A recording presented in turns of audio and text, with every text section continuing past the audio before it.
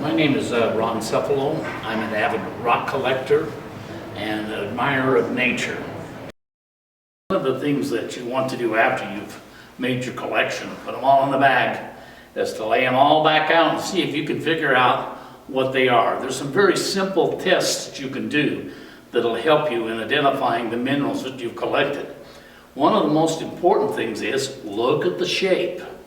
If you get a sample like this and you look at it and say, oh wow, that's got some different edges and it's kind of sharp, like broken glass, that's a good indication that it's got what we call a fracture.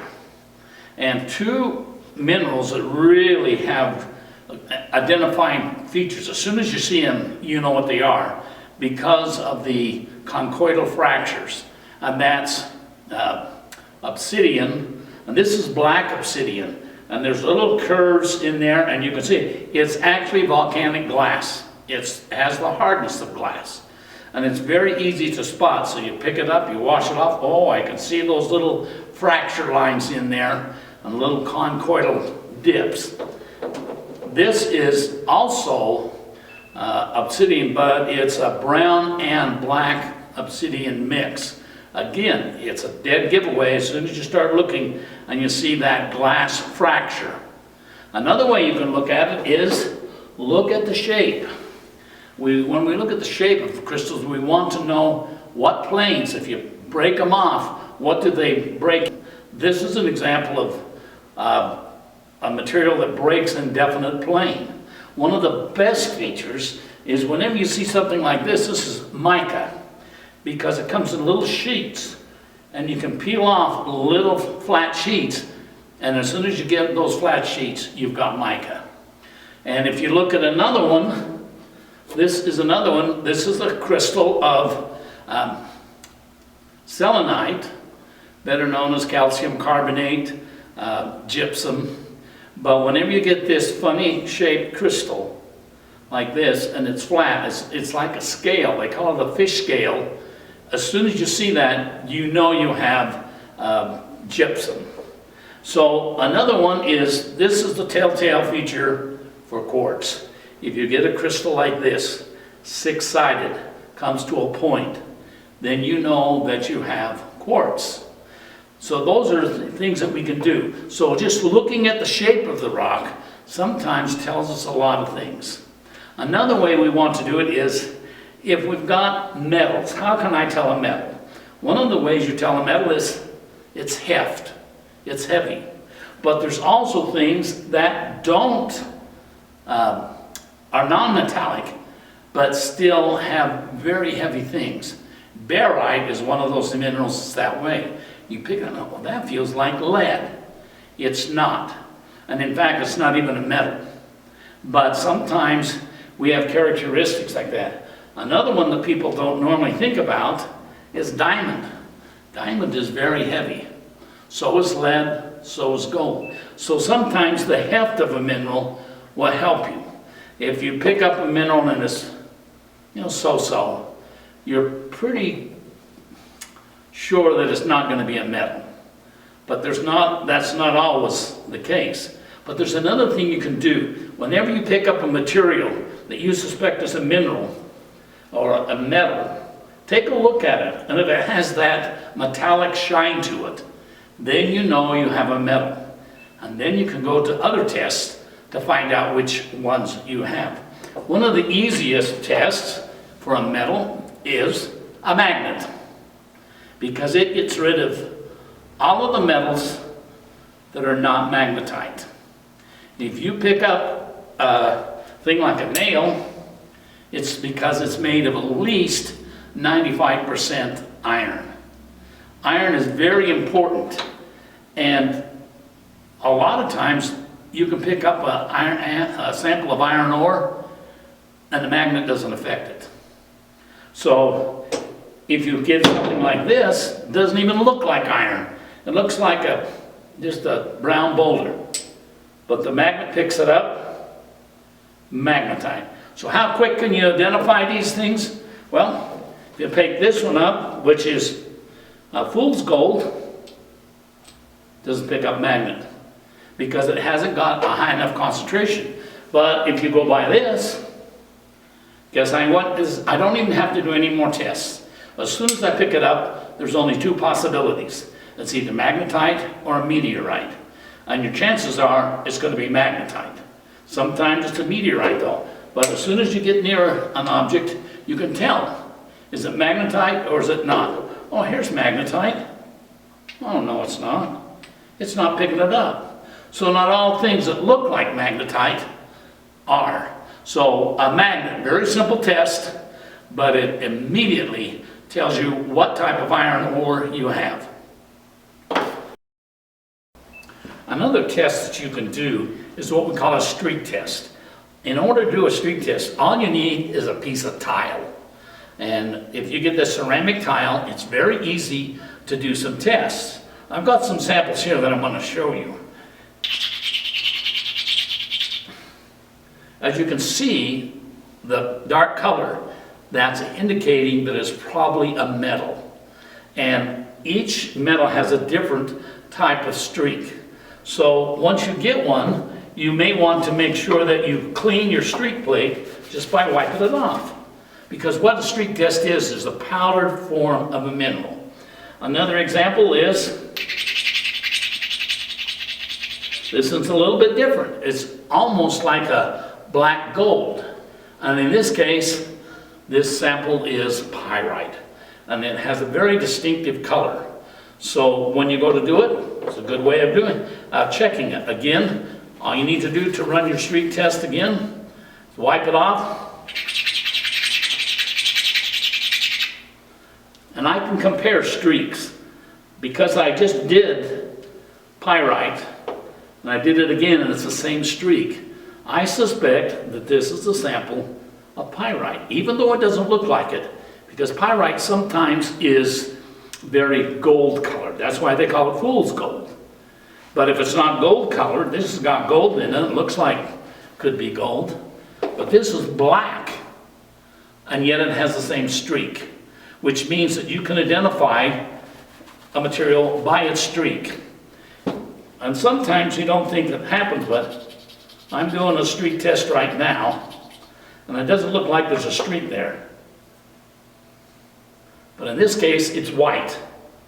And remember, we talked about a book that does all of the classifications by streak tests. So they have yellow, black, brown, green, a yellow. So if you get a streak test and it's green, that will tell you what type of minerals you're getting. Or if you get one that's white, here's another one which is very interesting. I'm going to use the back side here, it's a little easier.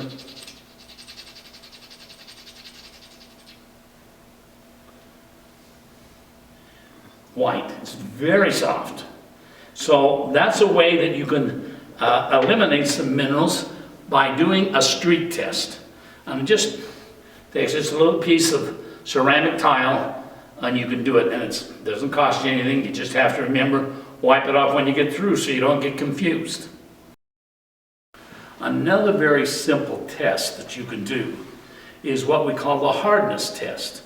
And it's on a scale of 1 to 10. 10 being the very hardest, and that would be diamond, of course. But then it goes down to the very softest, which is talc. And talc is so soft, you can scratch it with your fingernail, with a penny, with a knife, almost anything. This is a sample of talc. It feels soft. Sometimes they call it a soapy feel, but I can take my fingernail, very easily scratch it. I can take a penny and very easily scratch it. You can see the edge of the penny has a, I can take a nail and scratch it. Now, the thing about a hardness test is if you can scratch it with a nail, then you want to go down and try a penny. Because what you're looking for is a visible scratch on the mineral sample. If you don't have one, that means it's harder than what you're using. For instance, if I pick up this piece of obsidian, I told you it's volcanic glass. A nail is about a 5. Glass is sometimes very close to 7. If I try to scratch it, no matter how hard I push, it's not going to scratch it because it's harder. So that means if you can't scratch it with a nail, you know that it's harder than 5. So you definitely know you don't have calcite. You don't have gypsum. You don't have talc, because those are real soft minerals. Here's another sample. This is a sample of gypsum, selenite crystals, and I can take my finger and I can make good scratches on it. My finger's 2.5, which means this is softer. So above talc is calcite. So when you scratch it, if you can scratch it with your fingernail, you've got 2 choices. You either have talc or you have calcite. And there's a way to find out which one you have. And even on the crystal, this is a crystal. If I scratch it with my finger, which I can do very easily, then I know it's either gypsum or talc. So hardness is a really easy, simple test. All you need is a penny, a nail, your fingernail, and if you want to take a piece of glass out into the field to test it, you can. So just a few things will give you a range of the hardness of the mineral. Another test, which is a little more complex, is an acid test. And an acid test uses hydrochloric acid or muriatic acid, and you want it in the dilute form because it gives the best indication using something dilute. But when you go to do that, you still want to use gloves. It's just a precaution. I have here a bunch of samples. I don't know what they are. This one I can eliminate. Why? Because it looks like a metal. It's shiny. I can scratch it and the test tells me it is a metal. I don't know what kind of metal it is, but it is a metal. Okay? I can tell whether it's magnetite by using my magnet. It's not magnetite. So it's probably not an iron ore. It's something else. Okay? The real question is it quartz or is it calcite? When you've got a white or light colored mineral, it's normally one of these 2. But how can you tell which one you have? The acid test tells you absolutely which one you have. I have 5 samples here, and I don't know what they are. I'm just guessing what they might be. This one here, especially because it's got real fine crystals on it, but even with my magnifying glass, I cannot tell, are they calcite crystals or are they quartz? So we're going to use acid. Now, what I have here is a little syringe. It's got acid in it. I am going to put my gloves on just to make sure that if I spill it on myself and forget to wash my hands afterwards, that even at a weak concentration, it sometimes can cause a little sore or color to you. Okay, we're going to come up close and we're going to take a look at these, because what we're going to be looking for is when they put the acid on there, if it bubbles, it's calcium carbonate, which means it belongs to all the calcite group. That means it could be pure calcite, it could be aragonite, it could be cave deposits, it could be any of those. But at least I've eliminated quartz. So the separate, and by the way, quartz isn't just quartz. There's a whole wide variety of silicates. Silicate means they have silicon in it rather than calcium. So that separates a lot, easy 2 groups that you can work with. Okay, we're going to come up close and get a close-up as I put the acid on it, and you will be able to tell me which one is which. Again, the acid test helps us separate 2 major groups of non-metallic minerals. Okay, I have a sample here, again, I can't tell what it is because there's some discoloration in it. But if I put just a drop of acid on it, what do you see? You see a lot of bubbling. That bubbling indicates to me that it's calcium carbonate. So I already know now I've got rid of all the minerals that deal with silica, which is the quartz and those kind of things. So simply by using a drop of acid, we can tell what it is. Sometimes a mineral will even have bands in it. This one is banded. I suspect what it is, but we'll give it a confirming test by putting a drop of acid on it. And again, it's called effervescence. It means it's bubbling. And there's no doubt about it that it's got calcium carbonate in it. I happen to know that this is aragonite because I collected it and tested it. So that's another way that we can tell what something is. Okay, we have another one here. It just ran off. I don't see any bubbles. That means that this material is a silicate. So I know that this one, no matter what, it's not going to be reactive with acid. Okay, I have another one here.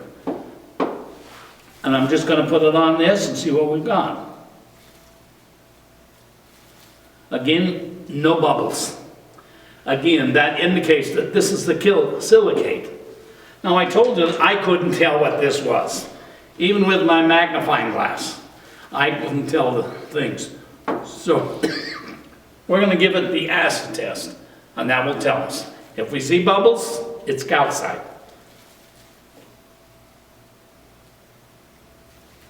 Guess what? I don't see bubbles. Guess what it is?